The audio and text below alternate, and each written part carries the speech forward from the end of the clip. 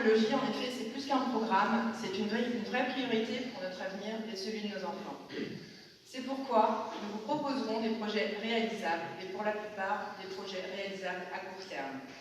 Dans un premier temps, il faut remettre sur les rails la construction d'un écoquartier, abandonné au profit de la construction de 150 logements sociaux, même si je le sais qu'il en faut encore.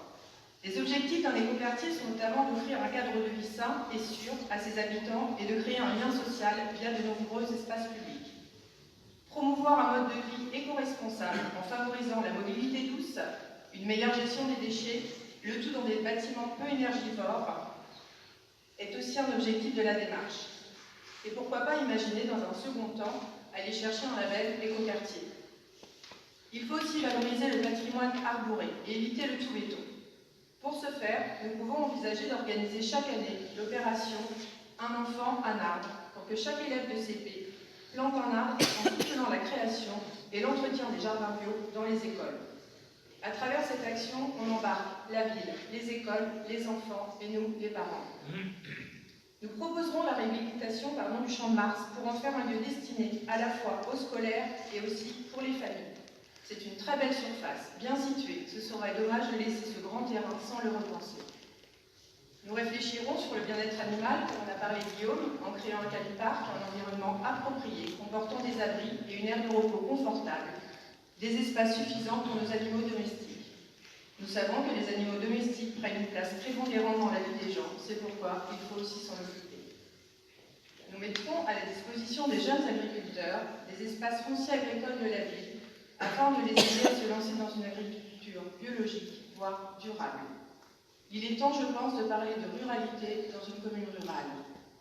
En parallèle, nous encouragerons les projets citoyens collectifs, comme par exemple les jardins partagés, les coopératives de production d'énergie renouvelable. Ces sources de contact, de citoyenneté, de convivialité, et pour les petits revenus, ce sont des légumes à prix peu excessifs. Nous développerons des projets solidaires, comme une ressourcerie, et pourquoi pas imaginer des ruches municipales. Nous aurons comme objectif Iftos en plastique, en s'associant par exemple avec les commerçants qui pourront distribuer des sacs réutilisables partout. Fin des contenants plastiques dans nos écoles, générateurs de perturbateurs endocriniens. La loi le prévoit en 2025, nous en débarrasserons immédiatement. Nous proposerons une subvention communale pour l'achat d'un vélo électrique. Je regarde ma maman. Et bien sûr, nous repenserons les pistes cyclables et les parcs de stationnement. Nous serons valeur d'exemple en adaptant les véhicules des agents municipaux.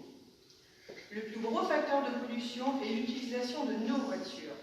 J'ai pris comme exemple, et j'ai vu un reportage il n'y a pas très longtemps, la ville de Strasbourg, qui est devenue la première agglomération cyclable de France et qui a réussi à diminuer de 40% le flux de ses voitures.